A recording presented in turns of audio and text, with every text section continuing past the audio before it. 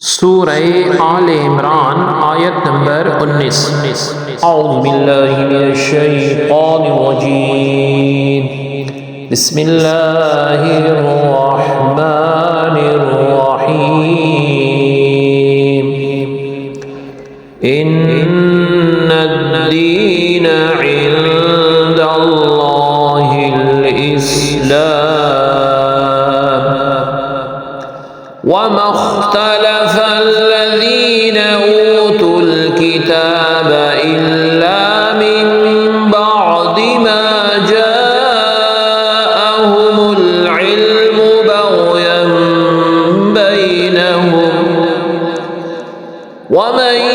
يكفر بآيات الله فإن الله سريع الحساب۔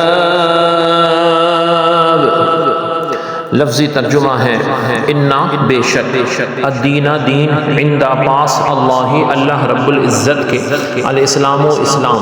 وا اور ماں نہیں، اختلفا اختلاف کیا، الذین جو لوگ اوتو دیے گئے، الکتابہ کتاب، الا مگر، من سے بعد بعد، ما جو جاء آیا ہم ان کو، العلم علم، بغیم بغاوت سے، بینا درمیان ہم اپنے، وا اور من جو یکفر کفر کرے، بیسات آیاتی آیات اللہ اللہ رب العزت کی، فاتو انا بے شک اللہ اللہ تعالی عز و جل، سریع جلدی والا، الحسابی حساب میں۔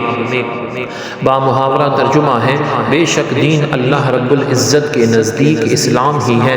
اور اہل کتاب نے جو اپنے پاس علم آ جانے کے بعد اختلاف کیا،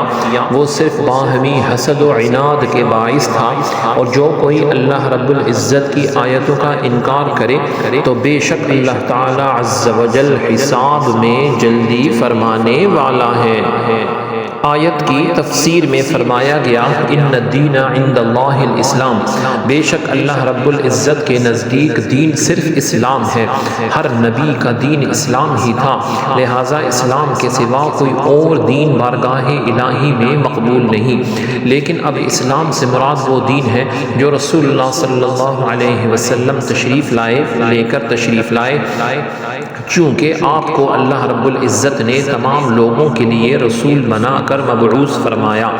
اور آپ علیہ السلام کو آخری نبی بنا لیا۔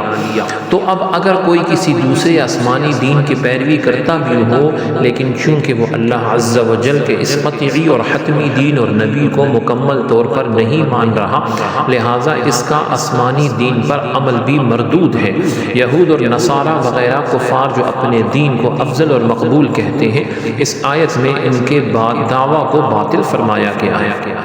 ارشاد فرمایا وما اختلف، اور انہوں نے اختلاف نہ کیا۔ یہ آیت یہود و نصارہ کے بارے میں نازل ہوئی جنہوں نے اسلام کو چھوڑا اور آپ صلی اللہ علیہ وسلم کی نبوت میں اختلاف کیا، اور یہ اختلاف بھی علم کے بعد کیا، کیونکہ وہ اپنی کتابوں میں آپ صلی اللہ علیہ وسلم کی نعت ہیں، صفات ہیں، وہ دیکھ چکے تھے، اور انہوں نے پہچان لیا تھا کہ یہی وہ نبی ہیں جن کی کتاب الہیہ میں خبر دی گئی ہے، لیکن اس کے باوجود انہوں نے ماننے سے انکار کیا،